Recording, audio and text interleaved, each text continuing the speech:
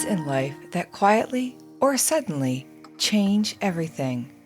A diagnosis, a loss, a decision you didn't expect to make. And once that moment happens, the real question becomes, then what? Welcome to Change Happened, Then What? A storytelling podcast about the moments that shape us and the lives we build after them. Each episode brings you a real story told with honesty and care, where everything was questioned and where even then they chose to keep moving forward. This isn't an interview show. It's a place for real stories shared thoughtfully, sometimes messy, sometimes hopeful, but always human. I'm your host, Heather Holt, and I'm so glad you're here.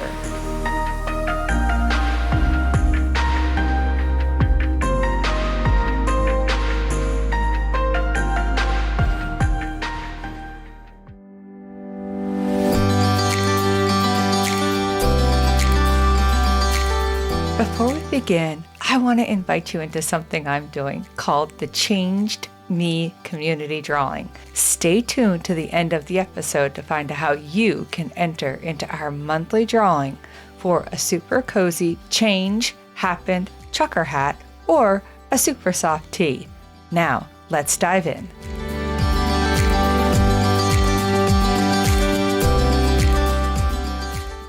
Before we get started, I just want to let you know that today's episode will include conversations about grief, emotional abuse, cancer, divorce, and the emotional impact of complicated family relationships. If any of these topics feel tender for you right now, please listen gently and take care of yourself while listening. Now, let's dive in.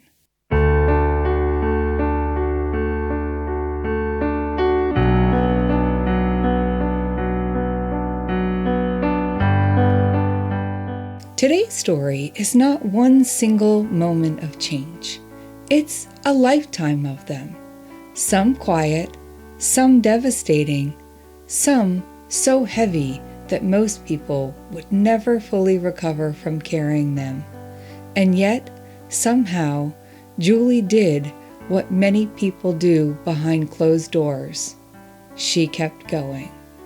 If you met Julie today, you might see a calm woman, a mother, someone who rebuilt her life after divorce and loss.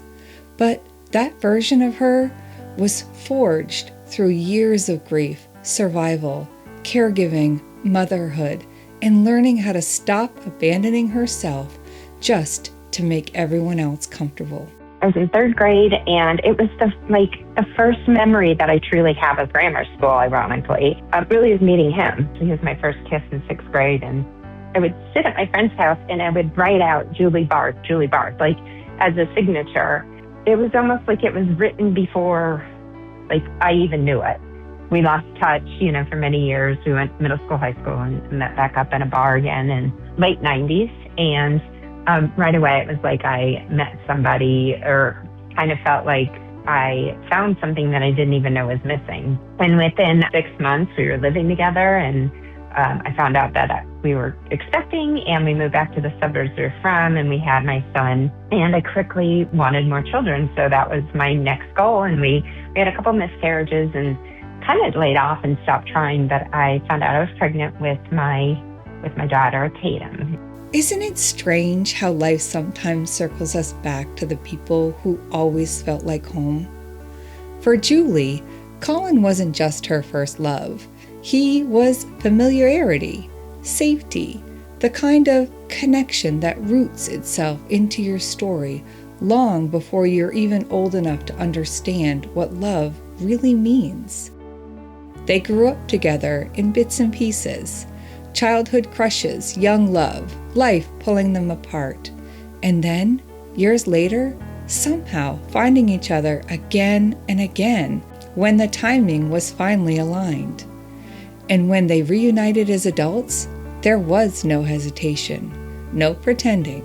They knew they built a life together quickly, because when you spend your whole life finding your way back to someone, you stop wasting time once you finally arrive. Right from the get-go, I would go in and they'd be like, congratulations, you're 6 weeks pregnant. And then, 10 weeks, congratulations, you're 6 weeks pregnant.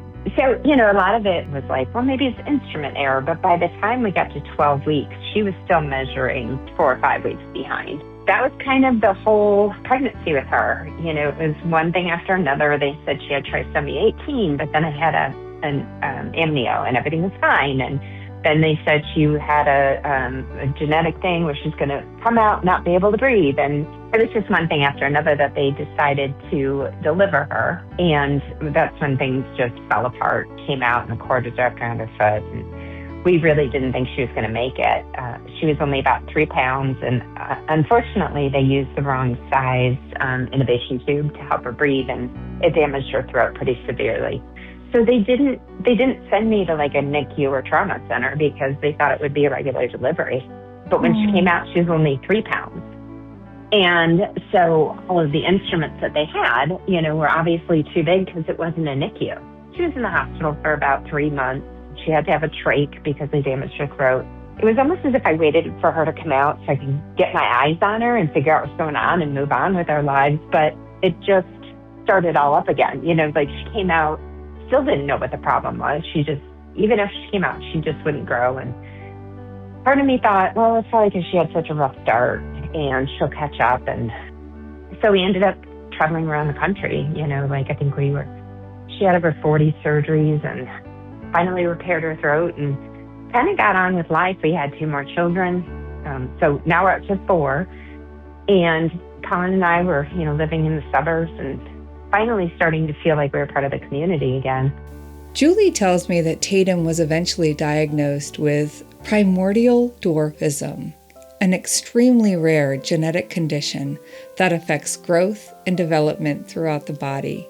Children with primordial dwarfism often face serious medical complications, developmental challenges, and lifelong health concerns. And in Tatum's case, it meant months in the hospital, surgery after surgery, and years of uncertainty surrounding even the smallest milestones.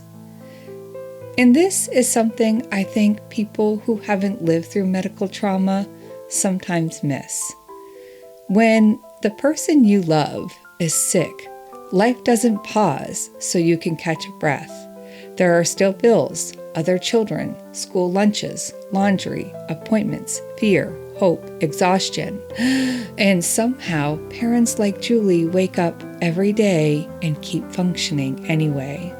Over time, after more than 40 surgeries and years spent fighting for Tatum's health, life finally began to settle. Julie and Colin had 4 children. Their family had survived impossible things already. And for the first time in a long time, life began to resemble something close to normal. But life has a way of changing without asking permission.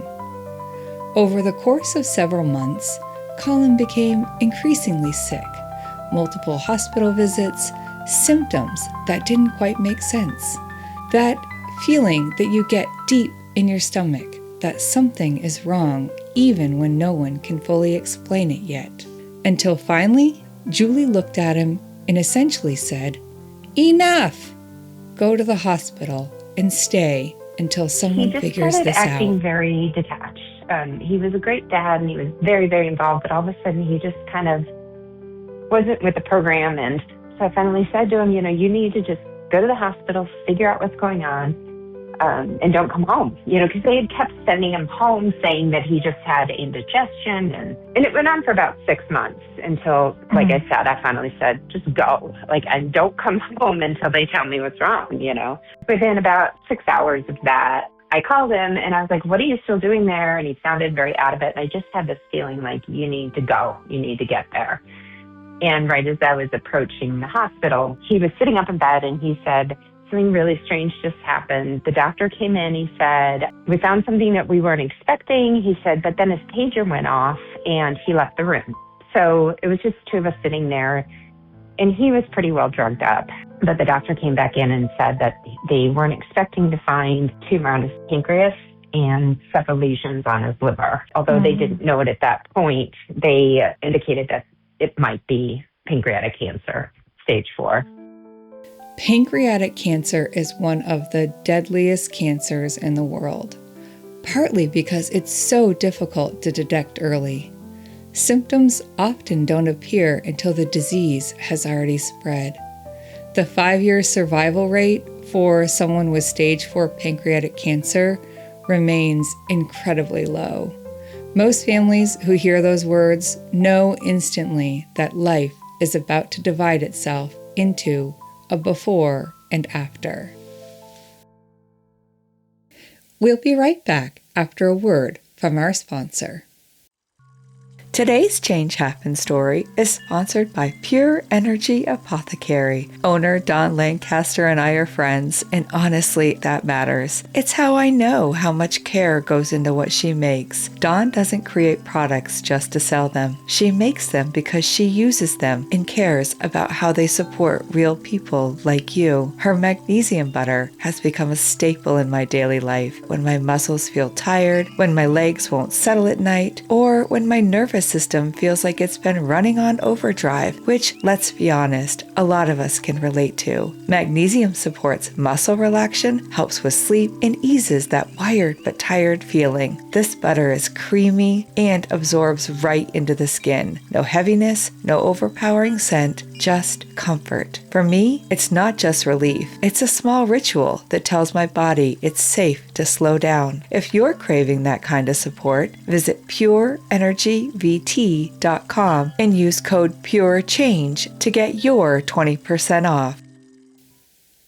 Now, back to Julie's story. I had always been given the extremes with Tatum. So I guess I was accustomed to hearing something that extreme and saying, yeah, no, this isn't going to work for me. My youngest is 6 months, my oldest is 10, and then we have Tatum and another one sandwiched in between there. And they basically said to me, take him home, let him say goodbye to his kids. He's got about 2 weeks to live. Everything I'd been through with Tatum, and then telling me, that she wasn't going to make it. Or I guess I was just stubborn enough to think that he was going to make it anyway. And he lived about 16 months because he got into a trial and was doing very well until he wasn't. Unfortunately, we lost him 16 months later. So in 2009, we lost him. 16 months. 16 months of trying to hold on to someone while simultaneously preparing yourself to lose them. 16 months of caregiving, anticipatory grief, hope, denial, exhaustion, and love. All existing together in the same room. Julie described Colin as someone who simply knew her. The kind of person who could feel what she needed without words. Calm, steady, safe. Losing him wasn't just losing a husband. It was losing the person who anchored her nervous system. A person like that becomes woven into your identity, and when they leave, a part of you leaves with them. But grief does something complicated to people, especially when they've spent years surviving. Sometimes, when the storm finally passes, we mistake relief for healing. We mistake attention for safety, and mistake movement for recovery. So not long after losing Colin, Julie met someone she believed would help carry her into the next chapter of her life. Someone willing to build a future and have more children with her. They moved to a small town in the southeast part of the country and began again, or at least tried to.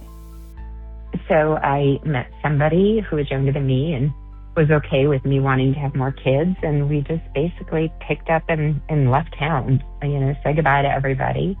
And that's kind of where everything fell apart. He had made himself out to be somebody who was grieving his fiance. And just, it was almost like I felt as if we were both in such a hurting place that maybe we could, work together to heal one another. Like, I kind of felt like it was my second chance at the relationship I always wanted, but it was definitely not that. We had 2 more children together, and my daughter Tatum actually ended up coming down with a rare form of connective tissue cancer. I think it was at that moment that I truly understood how alone I was. You know, it was the first time that I had to tackle anything major like that without Colin by my side. Connective tissue cancers, often referred to as sarcomas, are rare cancers that develop in the body's connective structures like muscles, fat, blood vessels, nerves, or tissue surrounding the organs. Treatment is often aggressive and can include surgery, chemotherapy, radiation, or long-term monitoring, depending on how advanced the disease becomes. And it wasn't the disease itself that stuck with me the most. It was Julie saying that for the first time in her life, she felt alone.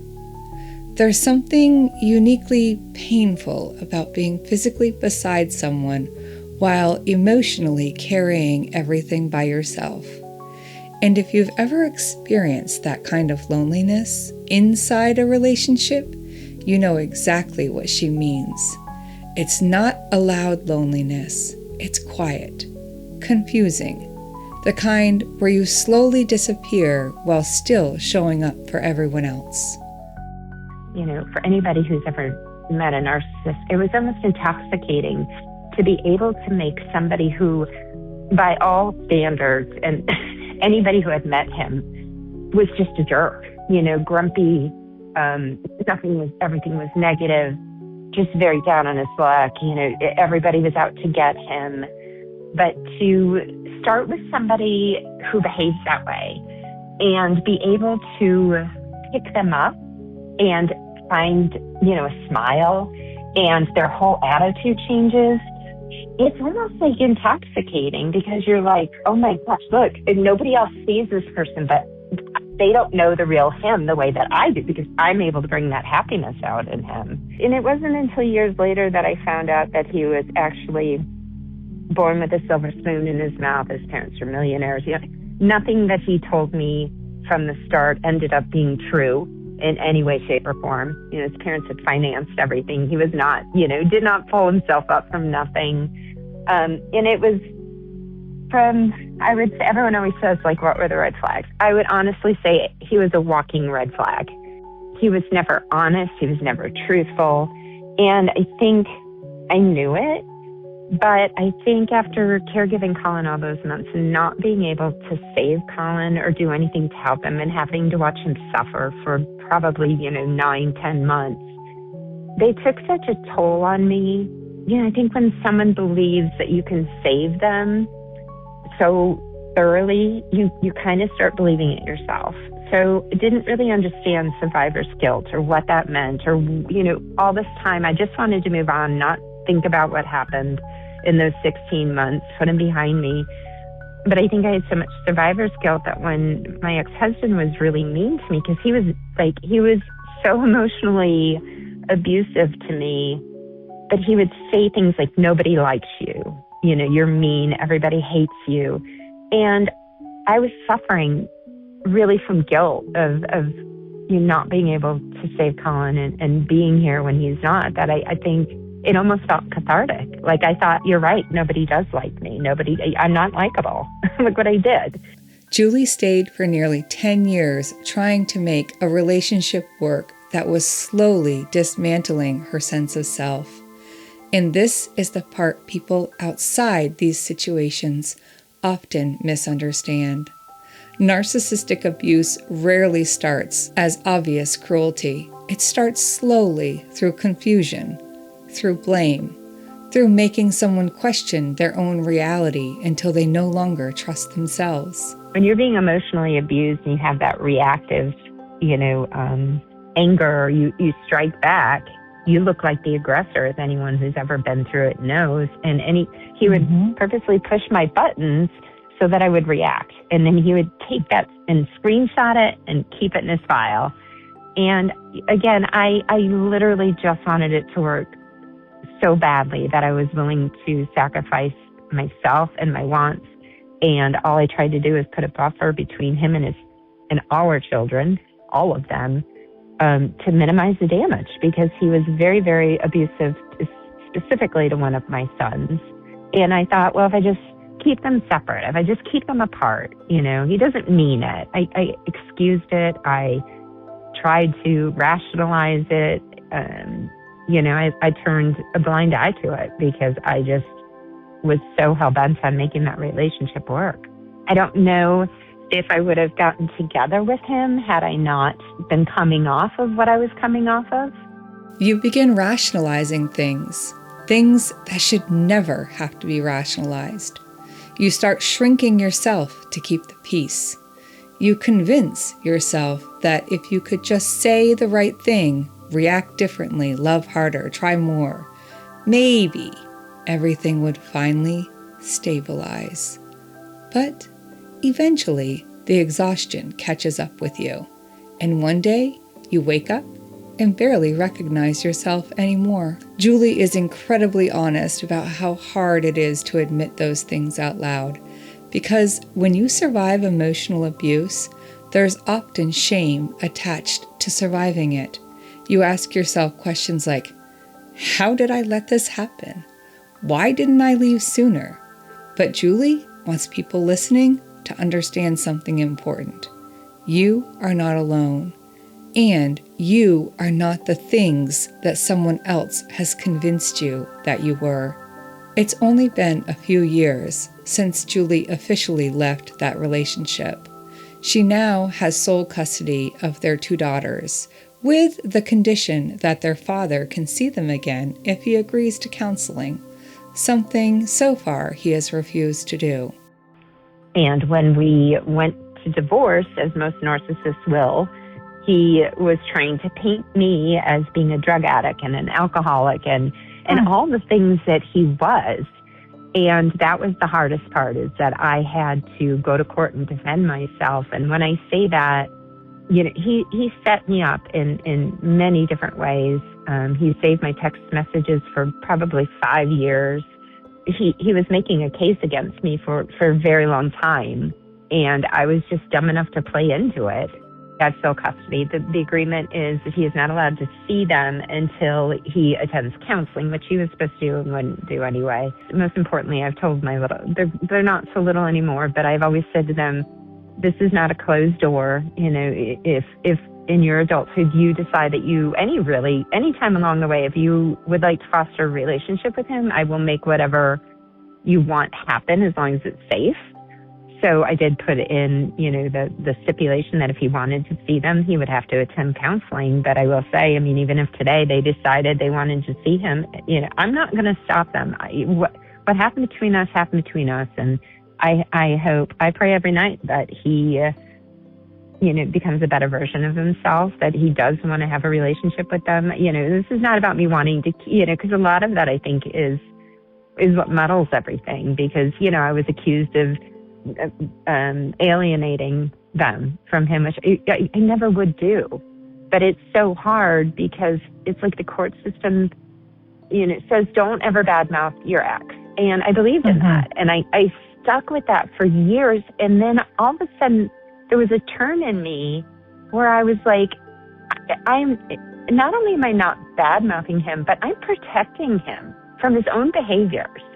And that didn't feel right to me, because I didn't want my girls not knowing the truth either. You wouldn't allow your children to go with somebody who's unsafe. You wouldn't allow someone who's not related to them to talk down to them, to mess with their heads. Like, you would cut anybody like that out of your child's life if that were happening. But somehow the court tells you that you're not supposed to. You're not supposed to tell them the truth. You're supposed to protect this other parent who is behaving badly, who has abused everybody. But if you somehow tell them the truth, that makes you a bad person.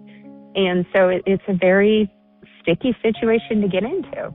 I think one of the hardest truths Julie shared is that protecting your children is rarely black and white. You don't want your children to grow up without a parent, even when that relationship is complicated or painful. especially for Julie, who already has 4 children who physically lost their father.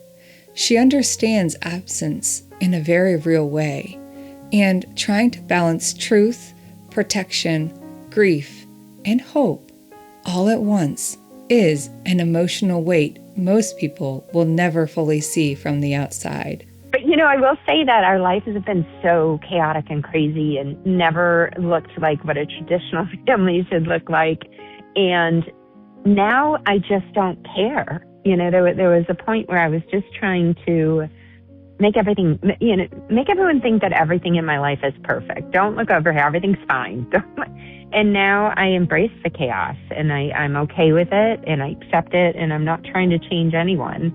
I'm just trying to, make sure everybody's okay, which for a long time, no one was okay. So this new me, this new version of our family, this new version of my life, finally for the first time, I think in, 20 years that I can exhale and just not wait for the other shoe to drop, although I'm knocking on wood.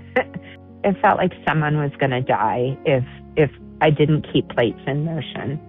And it was an exhausting 20 years of pretending. And maybe this is where the real transformation in Julie happened.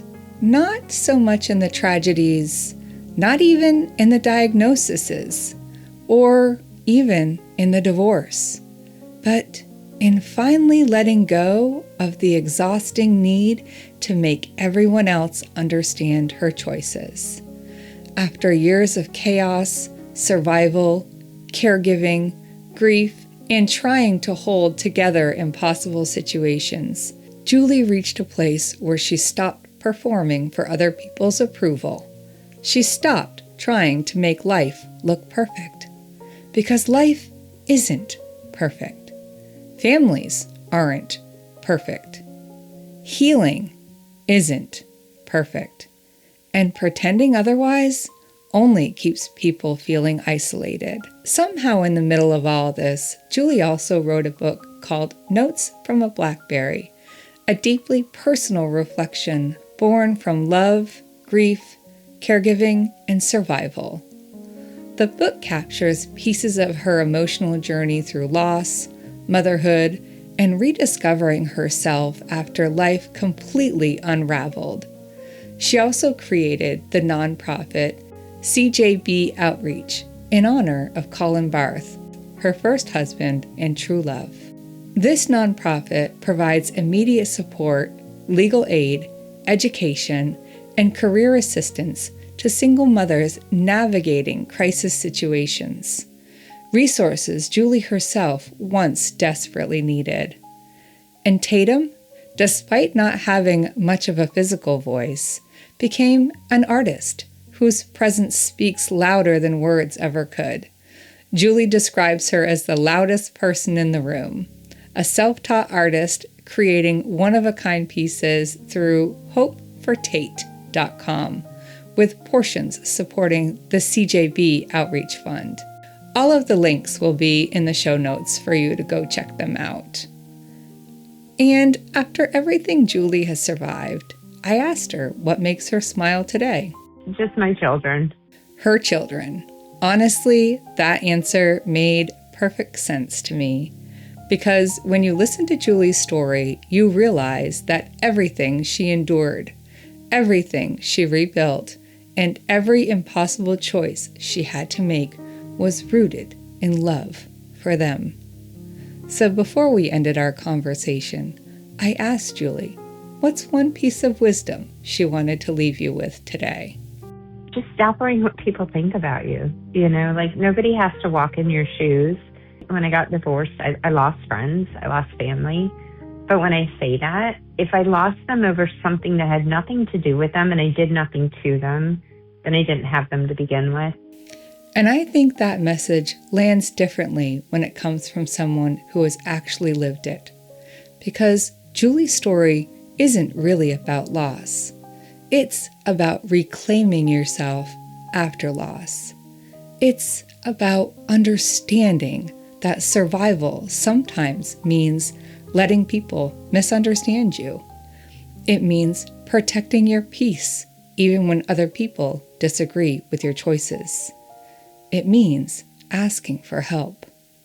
It means admitting life is messy instead of pretending it's perfect. And maybe, most importantly, Julie's story reminds people listening that they are not alone. Not in grief, not in divorce, not in caregiving, not in starting over, not in surviving emotional abuse, and not in wondering who they are after life changes everything. Sometimes healing doesn't look loud or dramatic. Sometimes it looks like finally sitting in peace and no longer needing permission to be yourself.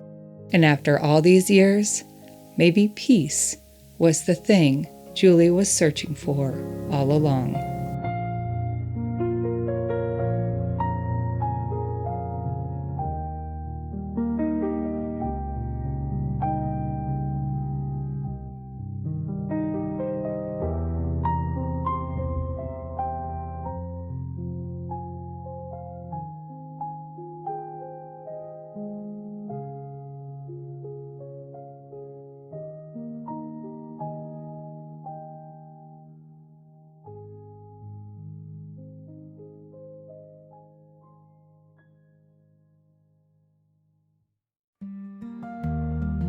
And now for the What Changed Me community drawing information. Head to changehappenedpodcast.com. Click on the What Changed Me banner to tell us what stayed with you from today's episode or any interview episode you listen to as part of the What Changed Me community drawing. Each time you share, you'll be entered into a Change Happened drawing. You can enter more than once. Every entry is also automatically included into our quarterly drawing for a special Change Happened Super Prize, whether you've won before or not.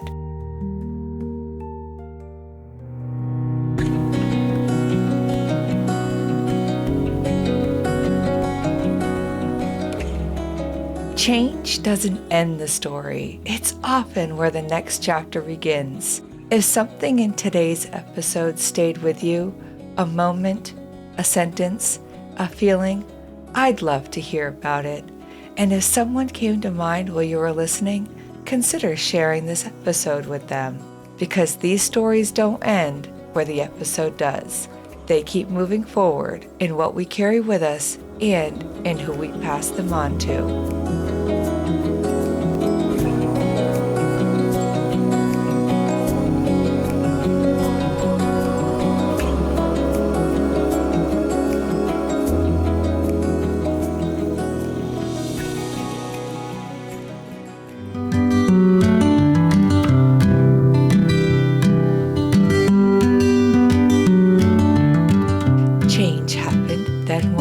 Is written, edited, and produced by me, Heather Holt, with the loyal background support from my two sidekicks, Waylon and Dalton. Until next time, keep smiling and maybe let your dog inspire your next big idea.